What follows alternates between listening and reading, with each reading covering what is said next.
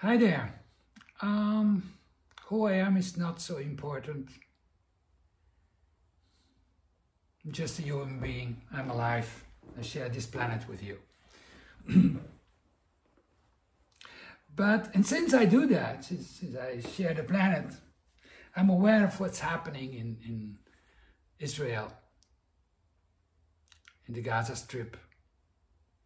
And what I saw is that on those little movies that come out of the Gaza Strip, that most of the victims that are brought to the hospitals are children. Half of the population of Gaza are children. Totally they live 2.2 million people. So 1.1 million are younger than 18 children. And we are throwing bombs upon them, not we Israelis. And I don't want to fall into the trap that I'm against the Israelis and before or against them, because that's easy. That's something that can easily happen, and it's not a solution. I'd like to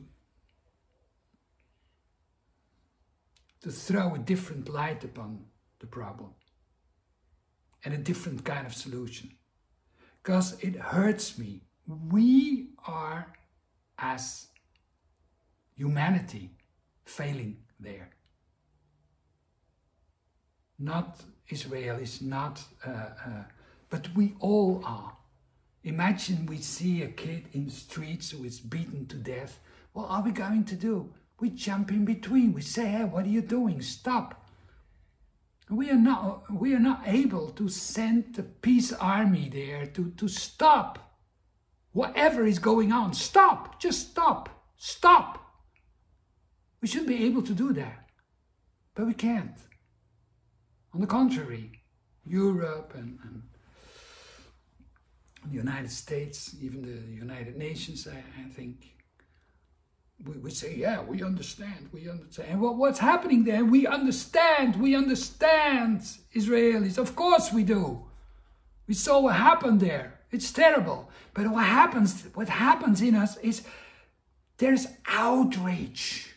Outrage is taking it over. And outrage is a form of being confused. It's a form of not being able to think or to see things properly, to see things clear.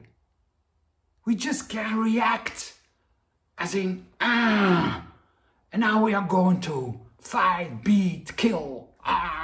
There's a consequence of outrage. It's a pity. And there's no one who's doing that. Of course, we call them Israelis, we call them Palestinians. But something else is happening there. Evil, as we call it, although officially, scientifically, it doesn't exist. Devil does not exist. It's a concept. But there's a lot more that does not exist. Our complete inner world does not exist. Things like attention, you can't measure that. Everything that not exists is not measurable. So attention is not measurable, does not exist. Love, hate, being annoyed, moods. We're in it constantly. Constantly, we are in this inner world full of inner experiences that not exist because they have no physical counterpart. Evil is like that. It has no physical body. It's not physical. But evil is described. We know things about evil. I've been reading about it recently in scripts, writings of the mother, the lover of Sri Aurobindo, and Rudolf Steiner wrote about it. Very, very detailed, Rudolf Steiner. He's talking about Luciferian powers and Ahrimanian powers and Asuras. Luciferian and Ahrimanian powers are old powers from periods that are long ago. They exist already, and they are among us. Asuras are recent. And Asuras are what the mother calls vital creatures. Vital means they exist only, they only have emotion. They only have outrage, anger. They want to conquer the world. They want to conquer our world. They get into a human being by means of his ego. The backbone of an ego is your conviction. When outrage becomes a part of your conviction, you're lost. What we see in the Gaza Strip and in Israel, what we saw there, what we see in Ukraine, it's Azuri power. Azuris who took it over, who took humans. They took the place of humans. They do things that are beyond description, absolutely wrong. And the consequence is that they multiply themselves in the other side. Consequence is that first Palestinians do something beyond imagination. In Israel, consequence, Israelis, they take it over. Outrage, anger, the whole world takes it over. United States, Europe, yes, you're right, you have the right to defend. And it's not going to work. It is not going to work. Peace can't be generated by struggle, by suppression. It will never work. If you want to generate peace, meditate. Just sit down. And what is meditation? It's just sitting down and relaxing the body. Sitting down and relaxing the body.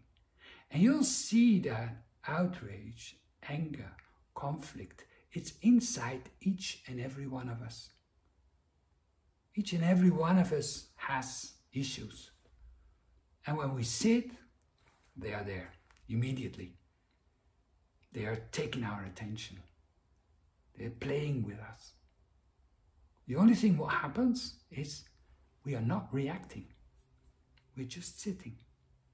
We're watching them. We study them carefully. We don't take position. We don't jump up to go and make things different. We are doing nothing. Nothing. We sit. We relax. We generate peace. And since we as humanity are one big creature, when one of us is generating peace inside his own system, it will spread to others. It will inspire, it will make it for others more easy to do the same.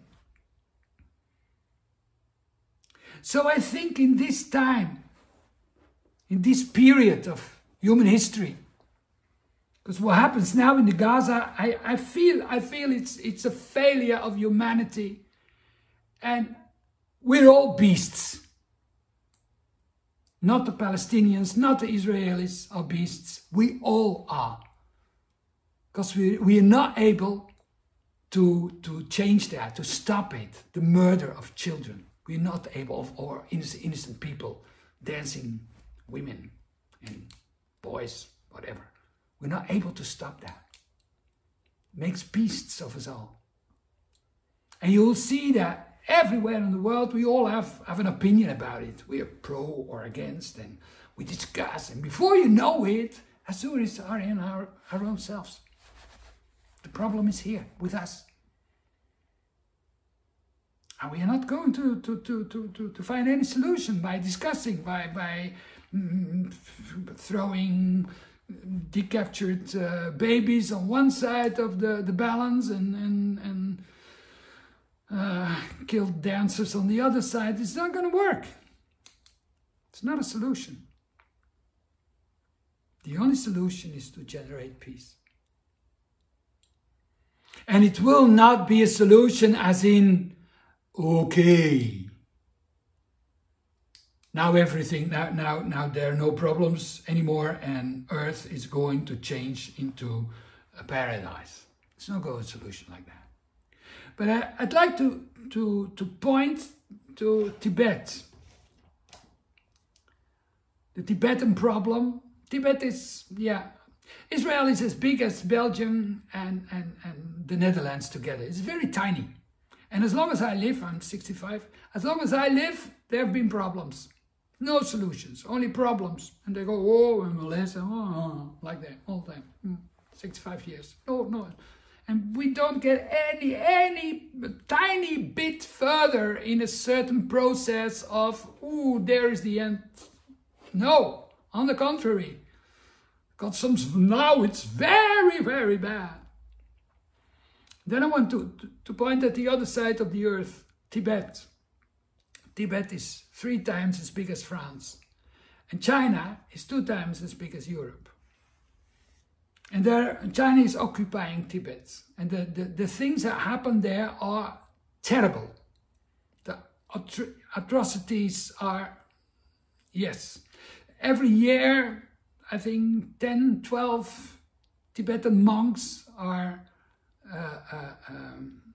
putting fire in themselves on a public place in Lhasa. And then the Chinese authorities, they take all the cell phones so that no picture of those burning monks can get into our world, because they know how strong a burning monk can work. They saw it in the Vietnam War. So I'm just telling that not to generate outrage about what is happening there, but just to underline, yes, what's happening there is terrible. But we never hear about it, almost never.